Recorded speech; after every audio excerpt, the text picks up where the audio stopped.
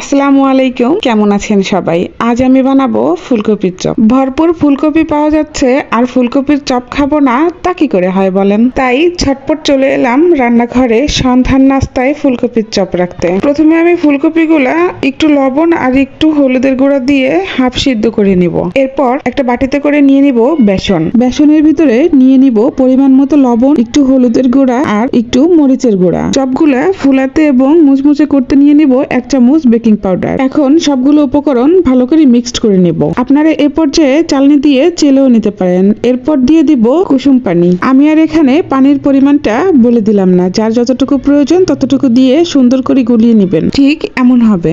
এরপর চলে আসবো ভাজাভাজির জন্য। কড়াইটা ভালো করে গরম করে দিয়ে দিব পর্যাপ্ত পরিমাণের তেল। এখন আমি ঠান্ডা ফুলকপিগুলো বেসনে চুবিয়ে তেলে ছেড়ে দিব। এই পর্যায়ে দেখবেন তেলটা যেন অতিরিক্ত গরম না হয়। তেলটা অতিরিক্ত গরম হলে বেসনটা উপরে ভাজা হয়ে যাবে এবং ভিতরে কাঁচা থেকে যাবে। এই ব্যাপারটা সবসময় মাথায় রাখবেন। আমি চপগুলো আস্তে আস্তে করে ভেজে নিব। একটা প্লেটে টিস্যু পেপার বিছিয়ে সেই টিস্যু পেপারের উপরে তেলটা ছেঁকে চপগুলো উঠিয়ে নিব। এই তো হয়ে গেল আমার ফুলকো ফুলকপির চপ। একটু বেসন বেঁচে ছিল দেখে এই বেগুনির চপটাও বানিয়ে নিলাম। রান্না কেন কঠিন হবে? রান্না তো সহজই হওয়া উচিত, তাই না? সবাই ভালো থাকবেন, সুস্থ থাকবেন আর আমার জন্য বেশি বেশি করে দোয়া করবেন।